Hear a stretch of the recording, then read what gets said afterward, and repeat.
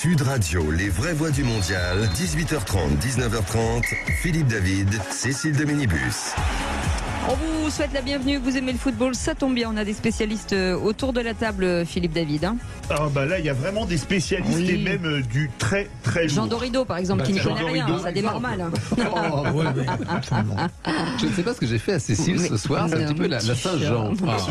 Frédéric Jouve, notre directeur des programmes, ancien président de club de basket pro, franco-brésilien, qui a fait monter le cours de l'action Kleenex depuis vendredi soir. Absolument, il a beaucoup pleuré. Après avoir éclusé toutes les larmes de son corps suite à la défaite du Brésil de Neymar. Ça y est, ça va mieux. Vous en êtes remis. Ça va mieux parce que il y a encore l'équipe de France. Oui, c'est ça. Mais c'est vrai que c'est toujours des moments difficiles. Enfin je suis pas le seul à avoir été éliminé, enfin dont l'équipe a été éliminée, donc je compatis aussi avec les autres, mais ça n'a pas été simple à gérer. En tout cas, Philippe Bilger est toujours avec nous, David Garnier, auteur du livre, vous l'avez déjà vu, d'un football l'autre, les 40 ans qui ont tout changé pour nous, qui vient de paraître aux éditions de Londres, à mettre sous le sapin.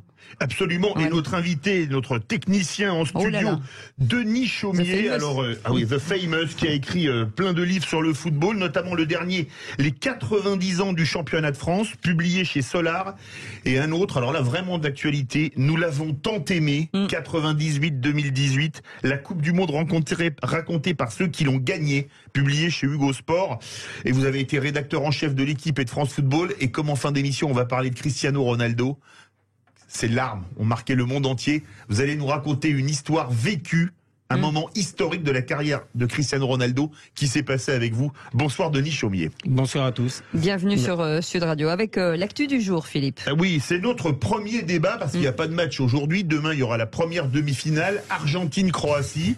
Un match où je sais pas, je suis Baudor, pourquoi pas une série de tirs au but, mais on verra bien, ce serait bien. Surtout si c'est les Croates qui se qualifiaient. Ils auraient joué 3 séries de tirs au but comme en 2018. Ils avaient fini sur une prolongation. Pour peu qu'on passe dans le temps réglementaire, ils sont plus fatigués que nous.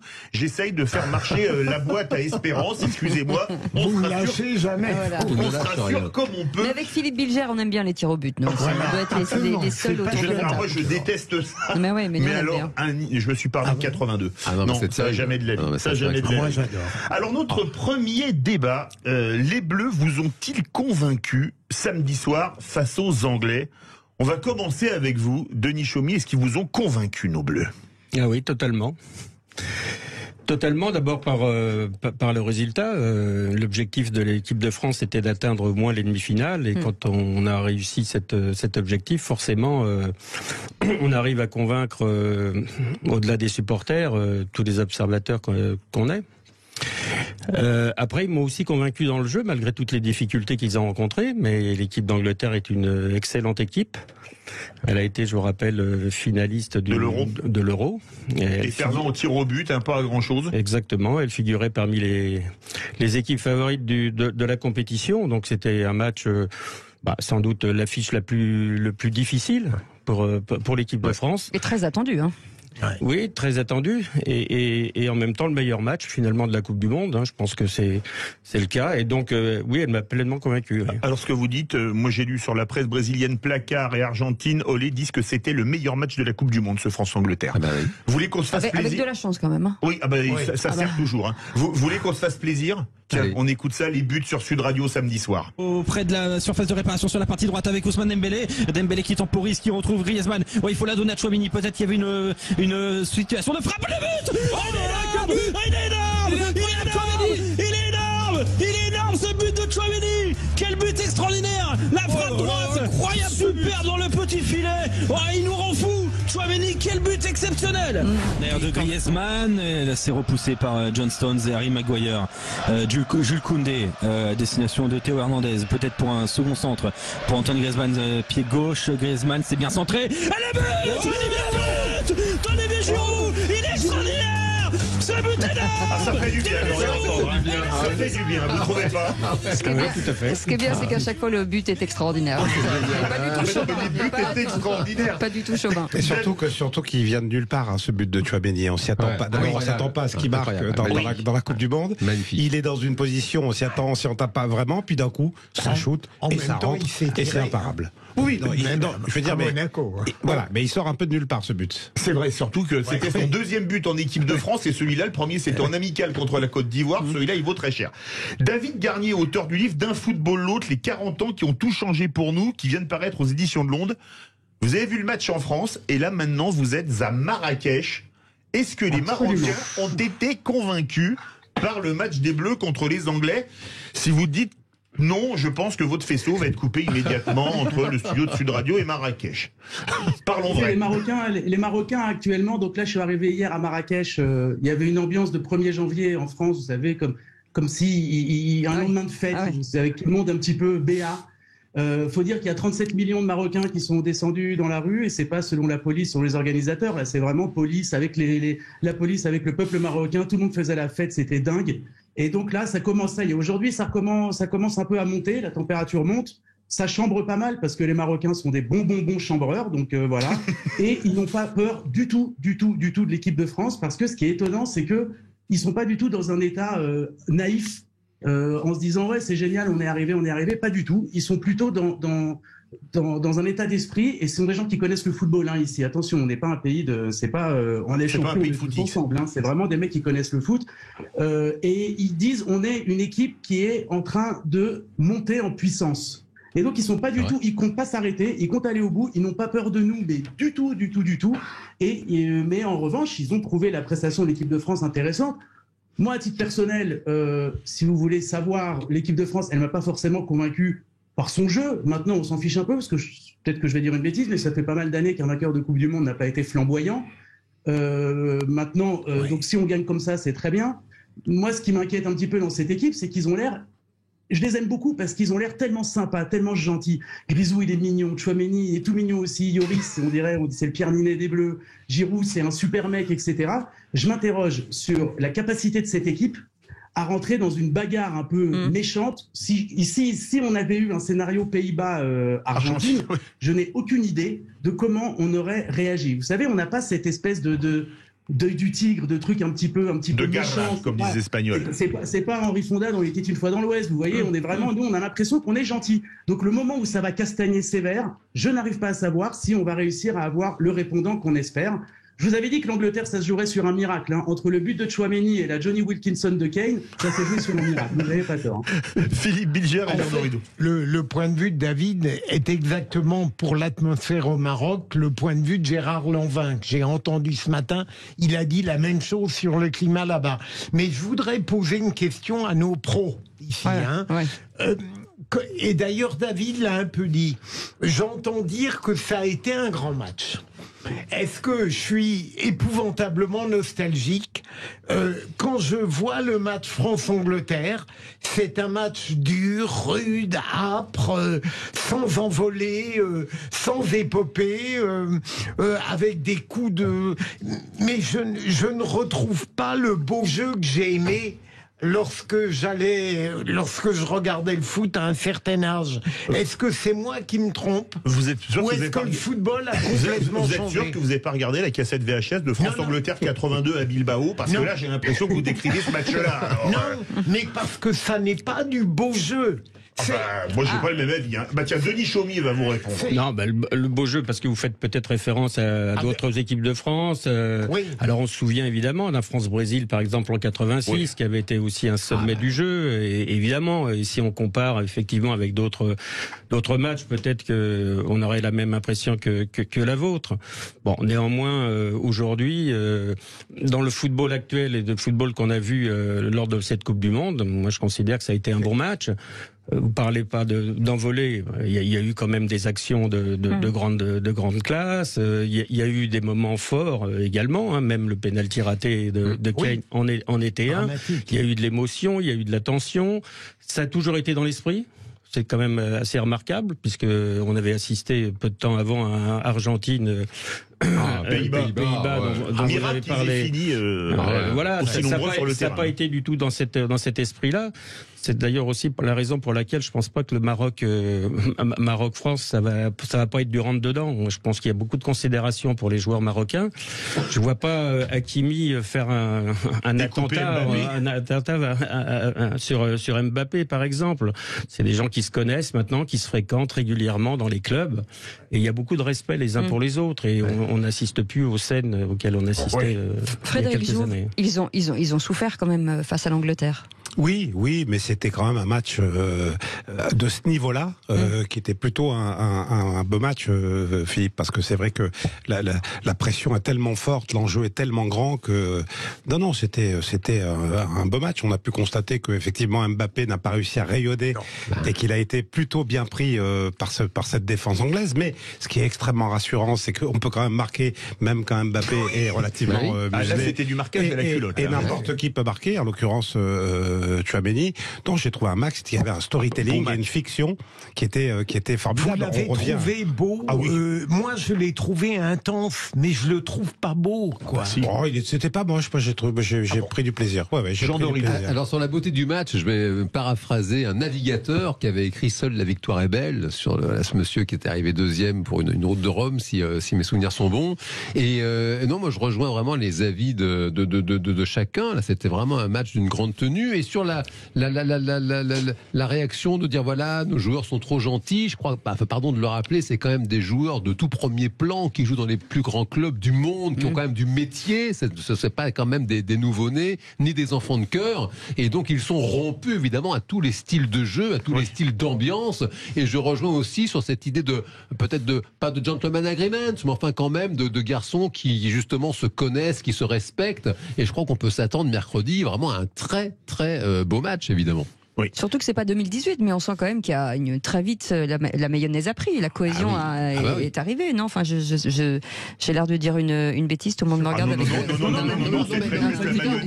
Non, mais il paraît justement que Giroud et Mbappé qui se chamaillaient, qui ne s'appréciaient pas trop, fut un temps. Apparemment, ils se sont rabibochés. Est-ce que c'est du storytelling? Oui, que vous qui connaissez très très bien le sujet. Non, mais je crois qu'on a monté en épingle une réflexion de vestiaire qui a dans tous les vestiaires du monde, et dans toutes les équipes. Donc ils s'entendent bien depuis toujours finalement. Oui, c'est pas parce qu'on a une différence d'appréciation sur un match, sur une passe qui n'a pas été faite dans de bonnes conditions, qu'il faut remettre tout en cause et considérer qu'ils se tirent la bourre. Il paraît que maintenant ils s'entendent super bien. Il paraît que ils s'entendent bien. J'ai entendu. Et surtout, on a l'impression qu'il y a une sorte de. Alors, je vais pas rentrer dans l'espèce de poncif. Oui, le groupe. Non, parce qu'on n'a pas le temps. On sort de là. On a l'impression qu'il y a eu une sorte de lissage des égos, et même quand Mbappé ne marque pas. Oui. Il est content quand même avec les autres. Donc il se passe un truc extrêmement sympathique, mais on espère que la sympathie ne va pas nuire au combat. Ça sent l'étoile, ça sent l'étoile. Restez avec nous, on revient dans un instant pour la suite de cette partie mondiale au Qatar. Et on est ensemble, vous le savez, jusqu'à 20h. À tout de suite. Sud Radio, les vraies voix du mondial, 18h30, 19h30, Philippe David, Cécile de Minibus. Et on revient avec nos invités. On parle du mondial, bien entendu, des Bleus. Vous ont-ils convaincus contre l'Angleterre? Et on va en parler, bien sûr, encore jusqu'à 19h30 avec nos spécialistes. Philippe Biger est avec nous, Jean Dorido, ça c'est les moins spécialistes, mais ils aiment le foot. Frédéric Jouve, directeur des programmes de Sud Radio et fan de foot. David Garnier, auteur du livre D'un football l'autre, les 40 ans qui ont tout changé pour nous, qui vient de paraître aux éditions de Londres. Et puis un autre spécialiste, grand spécialiste, Denis Chaumier est avec nous, ancien rédacteur en chef de France Football et de l'équipe. Et son livre, Les 90 ans du championnat de France chez Solar. Et bien sûr, vos appels 0826 300 300, parce que bien entendu, vous avez le droit de commenter. Justement, il y a une chose, un mot qui revient à la mode, le mot seum. Tout le monde parlait du seum de Thibaut Courtois en demi-finale il y a 4 ans. Là, c'est Declan Rice qui a dit, je cite, après le match, « À part leurs 2 buts, je ne me souviens pas de les avoir vus être créatifs. À mon avis, la meilleure équipe a perdu ce soir et cela prouve notre niveau. » David Garnier, vous êtes d'accord avec ça ou c'est des mots perfides d'un ressortissant d'Albion? Écoutez, la seule réponse qu'on pourrait lui faire pour justement être plus anglais que lui, c'est de lui dire sorry, good game. Et c'est comme ça, ça arrive. Il a raison. C'est vrai qu'on n'a pas montré énormément de choses, mais ça suffit. Non, mais bon, le seum, je comprends, on l'a tous quand on perd comme ça. Ils n'ont pas non plus fait une prestation incroyable au point d'avoir des regrets éternels. Donc, et puis tant mieux pour nous. Non, il n'y a pas grand-chose à dire sur Declan Rice, qui est un joueur que j'adore, qui est une légende de West Ham, qui est un type qui est vraiment un type génial. Mais alors là-dessus, bon. Oui, non, pardon, sur ce genre de sujet, moi, c'est vrai que quand j'étais gamin, je me rappelle, ça m'agaçait, les pros du foot, ils parlaient toujours du réalisme italien. C'est cette espèce de talent qu'avait l'équipe d'Italie à l'époque, à gagner tout le temps, fût-ce sans forcément la manière. Et nous, les Français, à l'époque du Séville 82 et autres, on faisait sûrement le plus beau jeu, on gagnait jamais. Et je me réjouis quand même qu'aujourd'hui, le football français, peut-être sous l'impulsion de Didier Deschamps et d'autres, il ait justement cette intelligence du jeu de viser la victoire, parce que c'est pas du patinage artistique le football, il n'y a pas de note de style. En fait, il y a un score et on regarde qui a gagné à la fin. C'est sûr. Denis Chaumier, vous êtes d'accord avec ça? Parce que quand on regarde les statistiques du match, la France est derrière l'Angleterre dans tous les domaines, sauf au tableau d'affichage qui est le plus important. Oui, mais on a piégé les Anglais en fait. On a piégé les Anglais parce que ils ont cru que en contenant Mbappé, et ils l'ont bien fait. Oui.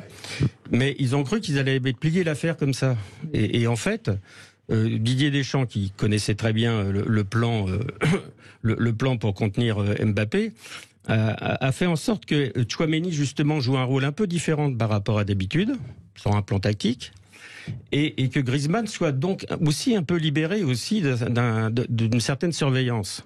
Parce que forcément, quand on met 2 ou 3 joueurs sur adversaire sur un joueur, forcément il y a des décalages sur les côtés et il y a la possibilité pour les joueurs français qui sont aussi d'excellents techniciens, les autres, de pouvoir avoir cette liberté de centré pour Griezmann sur la tête de Giroud, ou pour Tchouaméni, qui a marqué un but qu'on n'imaginait pas qu'il puisse marquer. Mais il a eu cette possibilité de le faire. Match de Griezmann formidable. Hein, donc ils se sont piégés eux-mêmes en fait, les Anglais. Toute la semaine, ils ont parlé d'Mbappé. Et ils ont concentré leur tir sur Mbappé. Toute la semaine. Mais Mbappé, voilà, il a pas réussi un grand match, ok. Mais à l'arrivée, il est en demi-finale et on peut peut-être compter sur lui d'ailleurs sur la demi-finale. Et ils ont sous-estimé Hugo Lloris aussi, hein, parce qu'ils ont quand même cassé du sucre sur le dos, alors qu'il a été plutôt talentueux. Oui, alors ça c'est plutôt la bagarre psychologique classique. Ça. Pour Lloris. Les Espagnols avaient fait la même chose contre Zidane en 2006, à la Coupe du Monde 2006. Donc c'est plutôt de l'ordre de la psychologique. En revanche, Mbappé, il y avait une vraie stratégie pour contenir Mbappé, et croyant que en le contenant, on allait pouvoir éliminer l'équipe de France. D'ailleurs, Walker l'avait dit, c'est pas un match Angleterre-Mbappé, c'est un match Angleterre-France. Ce qui est juste, Frédéric Jouve. C'était bien ce qu'on avait dit avant ce match. La problématique pour les Anglais, c'est comment stopper Mbappé, et tout le monde s'est focalisé sur Mbappé, les Anglais en premier. Et effectivement, il n'y a pas que Mbappé, il y a toute cette animation offensive sous la houlette de Griezmann, Dembélé, Giroud. Giroud, à un moment, tout le monde disait faut le sortir.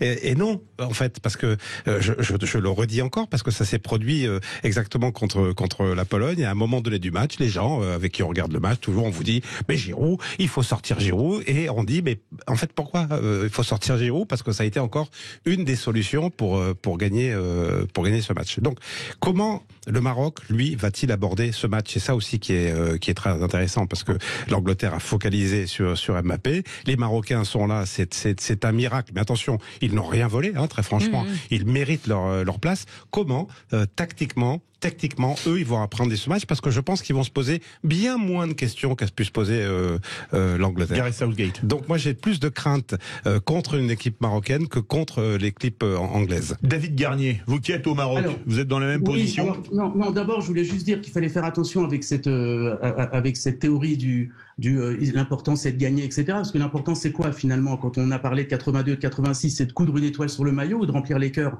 2018, si on gagne pas la finale, il ne reste rien du tout. Donc il n'y a pas que ça. Maintenant, moi je trouve que cette équipe elle est plutôt plaisante. C'est mon avis, on peut ne pas le partager.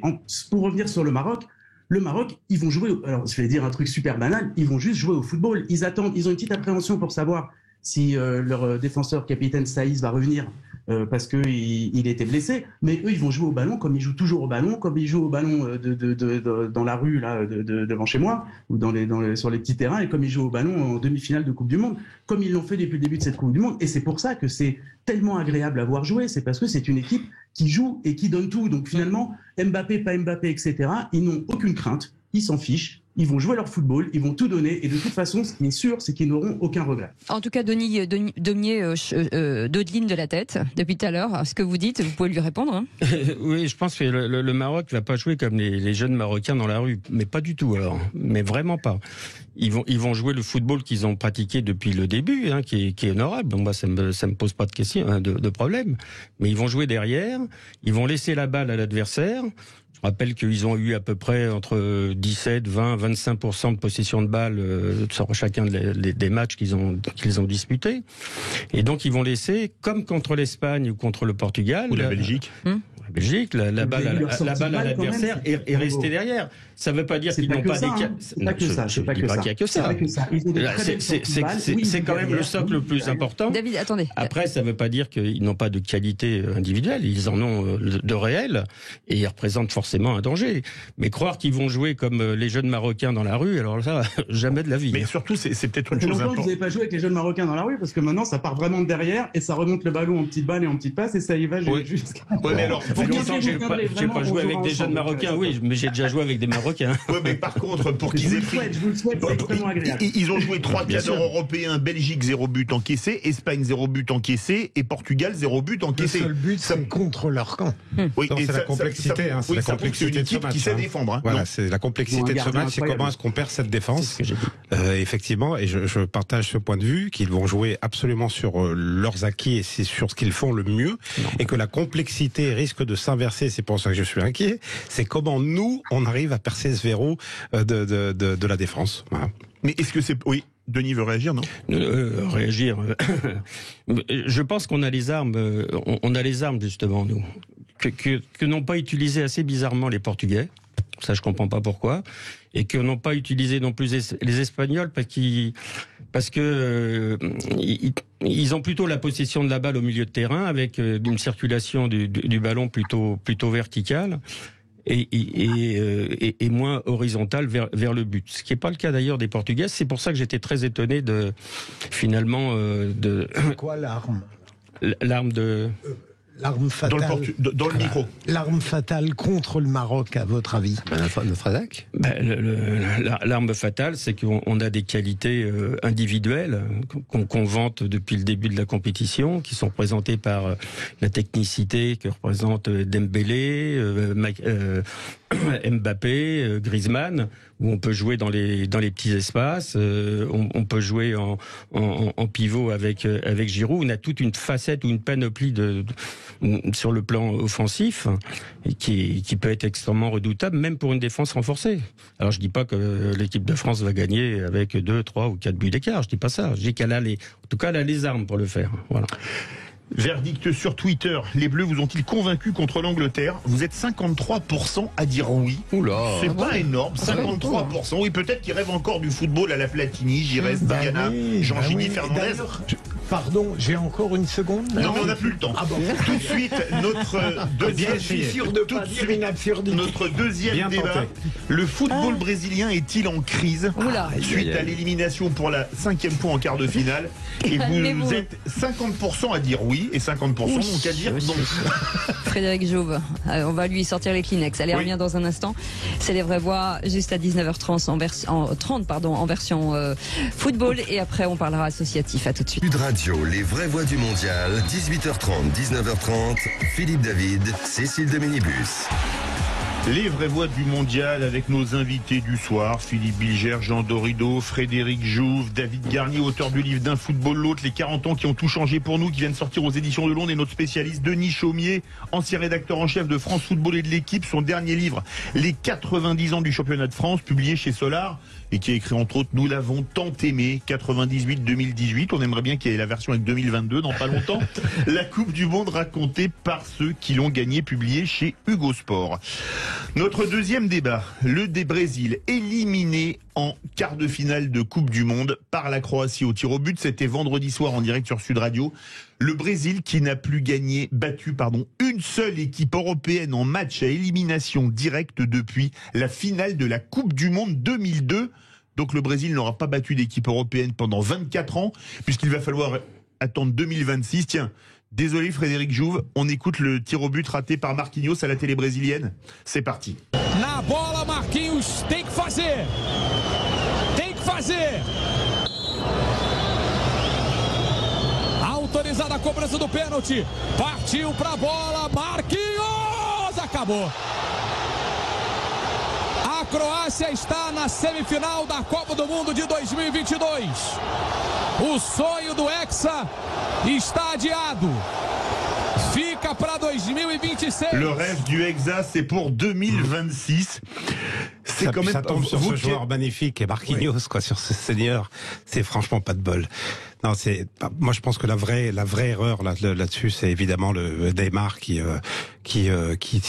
était censé tirer en dernier, à l'arrivée il tire même pas, alors que démarrer par lui, voilà, ça veut pas dire qu'il le réussit non plus, c'est pas une science exacte, mais il est connu pour être un des meilleurs tireurs de pénalty au monde. Et donc je pense que démarrer avec un Neymar, potentiellement espérer qu'il le marque, ce que tout le monde souhaitait, potentiellement c'était peut-être un meilleur début que de mettre Rodrigo, qui est un joueur qui est quand même un très bon joueur évidemment, mais qui a quand même que 21 ou 22 ans. Voilà, et puis carton rouge aussi pour l'entraîneur Tite, qui au coup de sifflet final rentre dans les vestiaires alors que les joueurs sont abattus en larmes sur le terrain. Lui rentre dans les vestiaires. Pour moi, c'est un carton rouge, quoi. Vous êtes d'accord avec ça, Denis Chaumier? Déjà, parfois, le meilleur tireur tire en premier ou tire en dernier. Platini tirait souvent en 5e ou en 4e, par exemple. Oui, mais je me souviens, en 1998, le France-Italie, décisif en quart de finale au tir au but. Ça me souvenir que c'est Trezeguet et Henry qui commencent. C'était les deux gamins de l'équipe de France. C'est Zidane qui tire premier. Et ensuite, c'est Henri Trezeguet. Lissarassou qui rate, Henri Trezeguet et Laurent Blanc qui tire en dernier. Bon, voilà, il peut arriver aussi que des jeunes, que des jeunes joueurs tirent en premier. Bon, moi je pense que l'erreur principale des Brésiliens, c'est eux qui l'ont commise tout seuls. Hein. C'est quand on mène 1-0 contre la Croatie, on va pas à 8 à l'abordage pour marquer un deuxième but, en laissant son arrière-garde déplumé, quoi. Ils peuvent s'en prendre qu'à eux-mêmes. Ils tenaient le match, ils tenaient la qualification, et je ne sais pas pourquoi, par égarement, par manque de vigilance, ils se sont fait prendre en contre. Et se faire prendre en contre à la 117e minute, alors qu'on a eu tant de mal à marquer un superbe but de Neymar. Ils ont commis l'erreur que quelque part on connaît bien, puisque nous, dans d'autres circonstances, 82 France RFA, c'est ça? Non, le France-Bulgarie en 93, nous aussi, on a eu un moment d'égarement qui nous a coûté très cher. Mais c'est le cas pour le Brésil. Malheureusement pour eux, en quart de finale de Coupe du Monde. David Garnier, vous êtes d'accord avec ça? Le Brésil ne peut s'en vouloir qu'à lui-même? Après, la question que vous posiez au début, c'était est-ce que c'est un symptôme, ce qui s'est passé avant-hier, est-ce que c'est symptomatique d'un déclin du Brésil dans le football? Donc, sur le match, oui, évidemment, on peut toujours s'en vouloir qu'à soi-même. Il n'y a pas eu de chance, il n'y a pas eu de tout ça. Moi, je pense que le Brésil fournira toujours des joueurs extraordinaires, ça, il n'y a pas de doute là-dessus, c'est une terre de football. À mon avis, et je vais me faire des copains, là, notamment Frédéric, avec qui on en a déjà un peu parlé, je pense que l'erreur majeure du Brésil, ça a été de penser une seule seconde que Neymar était un grand joueur capable de faire gagner un groupe et capable de faire gagner un titre mondial ou un titre important. Il l'a jamais fait avec Paris, il l'a jamais fait avec le Brésil, il le fera jamais. On a cru une seconde. Il a gagné la Copa América avec le Brésil. D'accord, ok, super. Après, quand on voit ce qu'a fait Modric en face, c'était Herbert Van Karajan en face, il rend tous les autres meilleurs, il est incroyable, il a fait un match dingue. Non, mais Modric a vraiment fait, c'est lui un joueur exceptionnel. Neymar, il marque un but magnifique, il n'y a rien à dire. Le but, il est splendide. Mais après, si on se penche un petit peu dans les statistiques du match et si on regarde le nombre d'interceptions, le nombre de passes, le nombre de relais, etc., c'est pas dingue. Neymar, c'est pas un joueur qui fait gagner un groupe. On peut pas fonder toute une stratégie sur un mec comme ça. Nous, on s'en rend compte à Paris. Moi, c'est une déception depuis le début. Ok, il a fait un super septembre-décembre, waouh, génial. Maintenant, ça donne quoi après? Donc le Brésil a un réservoir de joueurs dingue, toujours, historiquement, et il y en aura toujours, des types qui ont pu jouer dans les plus grands clubs du monde. Maintenant, il faut juste construire des équipes, pas en espérant qu'un joueur qui n'a jamais été nulle part devienne le Modric du Brésil. Parce que Modric, regardez le match de Modric, c'est un truc hallucinant. Et j'ai peur pour les Argentins, là, avec un mec comme ça au milieu. C'est vrai, j'aime beaucoup ce que dit David, parce qu'il exprime bien mieux que moi. Il anticipe sur les critiques que je vais... moi j'ai toujours eu le sentiment, même à Paris, où il m'agace profondément, Neymar. Également, cher Fred, avec sa manière de tirer des pénaltys, ses petits pas, c'est vicieux, c'est agaçant.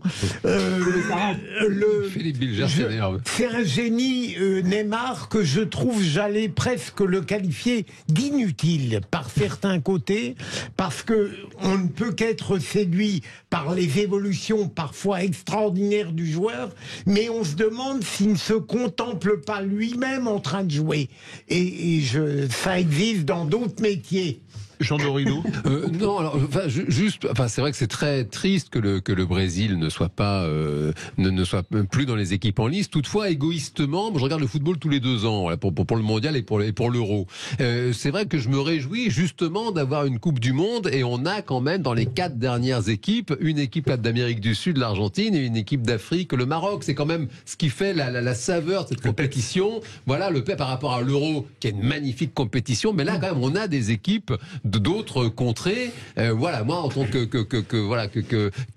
amateur non éclairé de football, je suis malgré tout très heureux de cette affiche pour la fin. L'autre soir, on avait Jean-Philippe Bouchard qui nous disait Neymar, ça fait 10 ans qu'il attend la Coupe du Monde, 10 ans qu'il attend le Ballon d'Or. C'était cruel, mais c'est vrai ou c'est pas vrai? Ouais, je trouve un peu cruel qu'on s'attache à souligner le rôle de Neymar, parce que finalement dans cette Coupe du Monde, bon, il n'a pas été mauvais, c'est le moins qu'on puisse dire. Non, c'est sûr. Ensuite, en plus, il a été blessé, donc il a fallu qu'il revienne dans le jeu. Et je pense qu'on focalise trop sur lui. Et ce qu'on avait découvert, en fait, à l'approche de la Coupe du Monde, c'est que le Brésil, justement, avait beaucoup de bons joueurs dans toutes les lignes. Et c'était ça la particularité aussi de cette équipe, notamment une assise défensive qu'on croyait suffisamment forte. Et dans une Coupe du Monde, ça compte. Pour pouvoir justement affronter les adversaires. Je pense que l'équipe était assez solide dans toutes les lignes, et c'est pour ça que moi je suis absolument vraiment surpris et un peu consterné pour eux qu'ils aient pu comme ça lâcher un match qui était dans leur main. Qui était promis, oui. Promis peut-être pas, mais dans leur main. 1-0 à la 116e minute, c'était quasi promis. Hein. Ouais. Frédéric Jouve. Oui, et puis le Brésil s'est cassé les dents devant un gardien croate en feu aussi. Voilà, c'est le football, c'est comme ça. Mais nous, on a subi il y a 2 ans à l'Euro aussi une déconvenue de la même façon, contre la Suisse au tir au but, et qui avait arrêté le tir au but, c'était Mbappé. Et donc voilà, est-ce qu'on a dit après que l'équipe de France était en crise? Non, mais là c'est depuis 2002 qu'ils ont plus battu une équipe européenne. Quand même. Ça fait longtemps. Hein. Bien sûr. Ça leur est déjà arrivé de pas gagner pendant 24 ans, entre 70 et 94. Ouais. La prochaine, elle est pour eux. Et puis voilà, comme ça tout le monde sera content. Non, après il y a tout ce qui est sorti autour, la danse, l'arrogance des Brésiliens. Sauf que voilà, c'est mal connaître ce pays, en fait. Le Brésil, c'est un pays de fête, de danse, d'amour, de joie. C'est pas un pays. Voilà, c'est ça. Donc il y a aucune arrogance là-dedans. C'est contre le Sénégal, c'était un peu condescendant. Mais le Sénégal danse aussi. Mais souvenez-vous comment Roger Milla fêtait ses buts en Coupe du Monde 90 avec le Cameroun.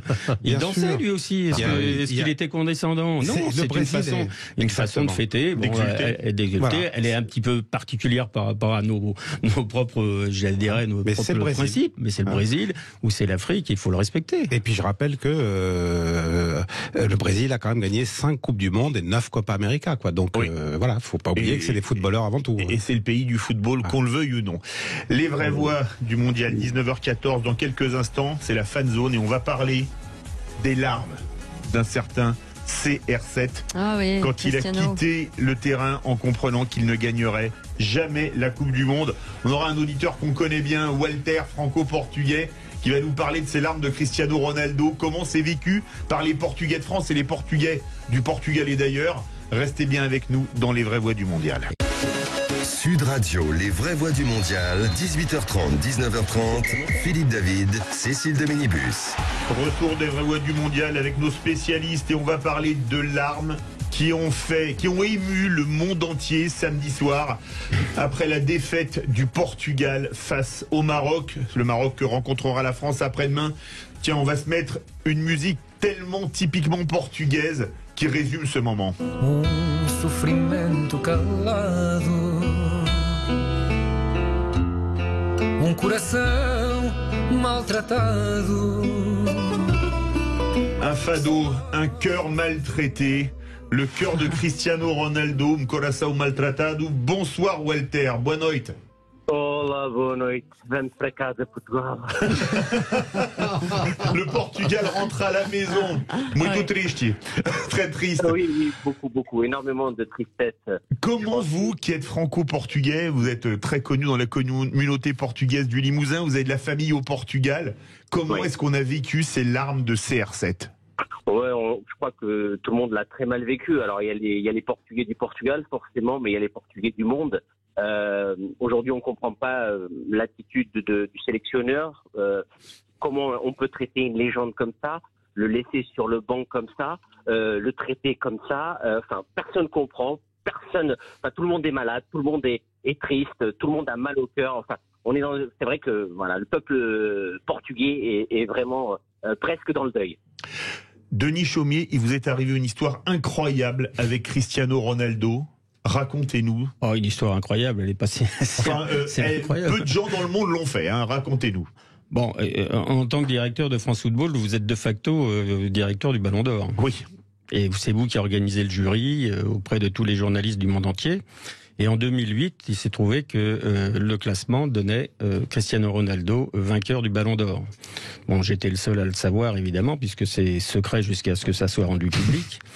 Et donc j'étais entré en contact avec Jorge Mendes, qui est l'agent de Cristiano Ronaldo, pour lui dire, ben voilà, écoutez... j'ai une bonne nouvelle à annoncer à Cristiano Ronaldo et j'aimerais bien pouvoir le rencontrer. Voilà. Et donc on avait organisé avec Jorge Mendes mon déplacement à Manchester, puisqu'à l'époque il jouait à Manchester United. Et j'étais allé le voir chez lui, dans la banlieue de Manchester, dans une grande maison magnifique, qui m'avait fait visiter d'ailleurs, et une maison tout à fait recommandable. Sans doute. Et donc je lui ai annoncé ce jour-là donc qu'il était donc Ballon d'Or 2008. Et on parle évidemment de la personnalité de Cristiano Ronaldo. Et on a toujours une image un peu d'un gars un peu m'as-tu vu, un peu arrogant. Bon, c'est pas du tout l'image que j'en ai eue sur l'instant. Et en fait, quand vous arrivez comme ça devant un grand joueur qui est couvert de gloire, d'argent, de popularité immense, vous avez dit tout à l'heure qu'il avait 105 millions de... Presque 105 millions 941 000 de followers. Quand vous lui annoncez qu'il est Ballon d'Or, c'est comme si vous étiez le Père Noël et qu'il vous déposiez un cadeau au pied du sapin. Et il était mais vraiment ému, il avait...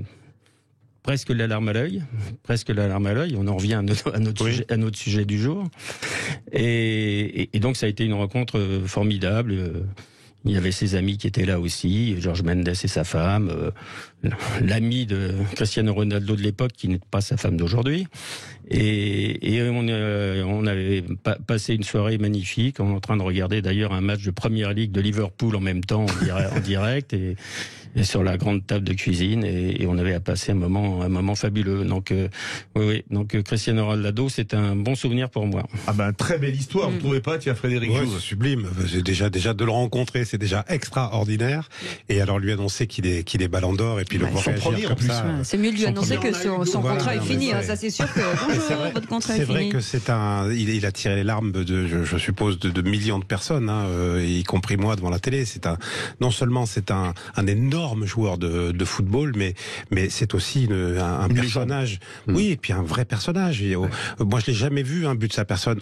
Certains le disent un but parce qu'il a cette posture un peu à la Beckenbauer où il joue très relevé et ainsi de suite, mais il a toujours été très attentif à tous les signaux des enfants, des fans, des supporters. Il répond. Vous lui envoyez un mail, je suis sûr qu'il vous répond, ce type. Donc, il embarque des valeurs qui sont phénoménales. David Garnier, vous avez pleuré en voyant Ronaldo? Non, j'ai pas pleuré. Déjà, j'ai eu surtout une pensée pour les Portugais qui nous ont offert de magnifiques joueurs de foot depuis toujours. C'est moi qui suis un amoureux de transi de Paoletta, je peux en parler. Ah oui, Paoletta. Ah oui, évidemment. Mon idole. Donc, voilà. Maintenant, Ronaldo. Alors très rapidement, les larmes de Ronaldo.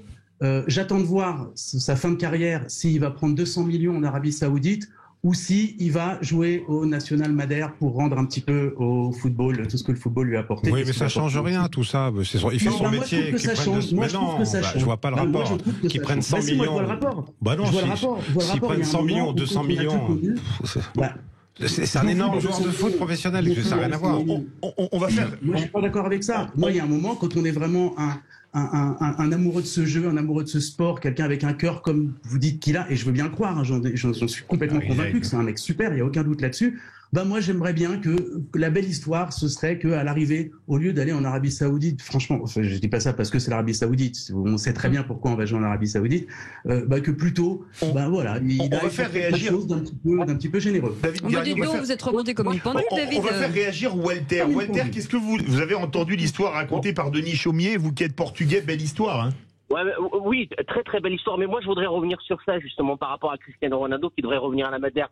Juste deux petites secondes là-dessus. Zidane, il n'est pas revenu à la Castellane. Hein. Il a fait autre chose. Hein. Il n'est pas venu jouer à la Castellane pour redorer le blason. Non, je crois qu'il faut pas voir ça comme ça. Cristiano Ronaldo aujourd'hui, on ne sait pas ce qui va se passer demain. Je lui souhaite le meilleur, bien sûr, parce qu'on sait tous qu'aujourd'hui il n'a pas de contrat, mais il avait une vraie passion pour cette sélection. Et je crois qu'aujourd'hui, c'est pas l'argent qui lui manque. Il a plus besoin de ça. Ah bah non, ça c'est sûr. Denis Chaumier veut dire un mot. Non mais c'est toujours le même problème. C'est comment les grands joueurs terminent leur carrière. Oui. Bon, il est évident que Cristiano Ronaldo n'a plus de fait qu'il n'en fera, et donc. Quelle sortie de carrière pour les joueurs. C'est pour ces joueurs-là, En tout cas, c'est pas comme ça qu'il espérait, ça c'est sûr. C'est son dernier mondial. Non, sûr mais Zinedine Zidane n'espérait pas terminer sur un coup de tête. Bien sûr. Oui, non plus. Lui, il l'a mis, alors que Cristiano n'a pas eu de. Oui, mais enfin, il a terminé sa carrière là-dessus. Et donc, comment terminer sa carrière? Je me souviens de Michel Platini, puisqu'on en parlait tout à l'heure avec Frédéric. Michel Platini, lui, il a préféré partir. La première année où il descendait vraiment. Quand ça allait encore un petit peu pour lui, mais quand il se sentait sur la pente descendante, il n'a pas voulu montrer un autre visage que celui qu'il avait montré à tout le monde pendant une dizaine d'années. En 20 secondes, Philippe Bilger, Jean Dorido et vous, Cécile, vous regardez quelle image de Ronaldo? Ah bah moi d'un immense joueur, c'est-à-dire que quand vous pensez Portugal, forcément c'est le premier nom qui vous vient à l'esprit. Et puis je trouve qu'il faut saluer de toute façon. Moi j'enlève l'argent, il faut saluer le talent de ces gens, saluer le travail qu'ils ont accompli tous les jours. Ils ont fait vibrer même des Français, le monde entier. Il faut les saluer, je pense. Oui, Philippe Bilger. Moi, je critique pas Ronaldo. Attendez, David, on n'a plus le temps. David, on n'a plus le temps. Philippe Bilger, très court, Jean Dorido, très court. 10 secondes chacun. En fait, David rêverait de personnalité idéale. Ça n'existe pas. Deuxième élément, et je rejoins Cécile, mais j'apprends qu'il n'était pas si arrogant que cela, alors que j'ai cru qu'il l'était à partir de déclarations qu'on lui prêtait. En dehors du foot. Mais le mot de la fin de Denis Chaumier en 10 secondes. Un monument. Voilà. C'est un joueur qui a toujours honoré le football. Et pour revenir à ce que vous disiez précédemment, quand j'ai visité sa maison, il y avait une salle de musculation. C'est-à-dire que même chez lui, il travaillait. Il travaillait, même en dehors des entraînements. Et pardon de dire juste un truc, c'est que pour arriver à ce niveau-là, il faut avoir un tout petit peu d'arrogance, parce que c'est tellement difficile, tellement dur, qu'on peut pas reprocher à ces gens, en tout cas d'avoir une espèce de dureté, parce que c'est tellement compliqué. Et envers eux-mêmes surtout, parce qu'ils sont très durs envers eux-mêmes. Merci beaucoup Denis Chaumier, merci beaucoup David Garnier, merci Frédéric Jouve, merci à tous. Et c'est quand même un joueur qui aura marqué quand même son époque. Cristiano Ronaldo, qui aura 38 ans, comme il est en 85, le 5 février 85, dans moins de 2 mois. Quelle carrière! En tout cas, moi, je serais ses parents, je serais tellement fier. En tout cas, vous restez avec nous. Merci d'avoir été avec nous pour ce moment football. On en reparlera bien sûr demain, bien entendu. Et dans un instant, on va parler associatif. À tout de suite.